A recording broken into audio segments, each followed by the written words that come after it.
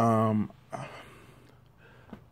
I know as an actor, one of the things that has always influenced me as an actor, like people like Harry Belafonte and uh, Sidney Poitier and Arthur Kidd and Dorothy Dandridge and Lena Horne were all part of the civil rights movement in their way, whether they were out marching specifically or whether they refused to play in clubs because they were segregated.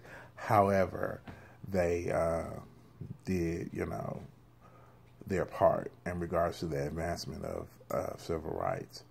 Um, Today I was a little saddened in regards to what I witnessed on Facebook, and what I would later witness on the internet in regards to Bill Cosby and him being arrested and the scandal that's surrounding him in regards to these rape allegations. And I'm going to say this and foremost, and this may make some people uncomfortable, but this is my opinion.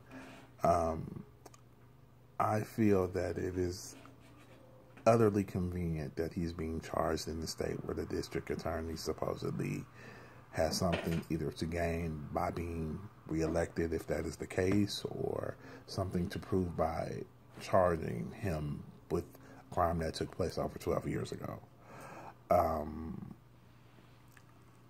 I feel that in regards to this particular instance, I find it convenient that all these allegations have come up over the course of the last year or so, in regards to when he was making a lot of statements and comedy about being black in the United States and actually becoming a little bit more liberal and involved in regards to what he was talking about. Now, a lot of people don't like Bill Cosby. A lot of people don't like the Cosby Show or what it stood for. A lot of people don't understand that concept.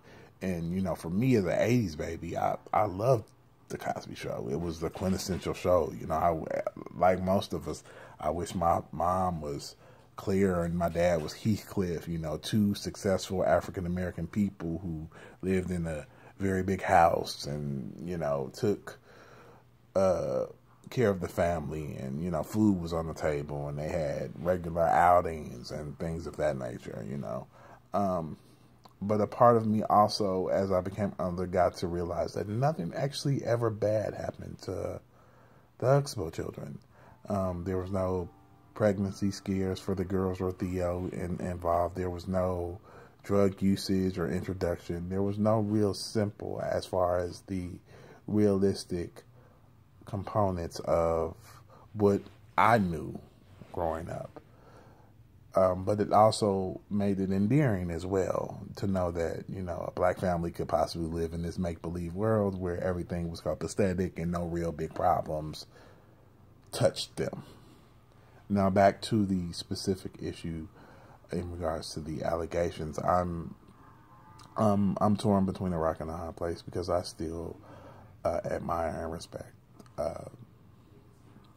Bill Cosby, Dr. Cosby. He does have a doctorate in education. And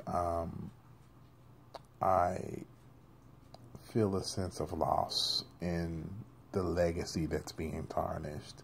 And that's what a lot of people are not seeming to understand. It's not so much about, for me, the innocence or the guilt. Even though if he is guilty, then, I pray that he gets justice in regards to gets his punishment. But if he's innocent, a legacy has been tarnished. Even if these 50 or so women recant, people will always remember this scandal.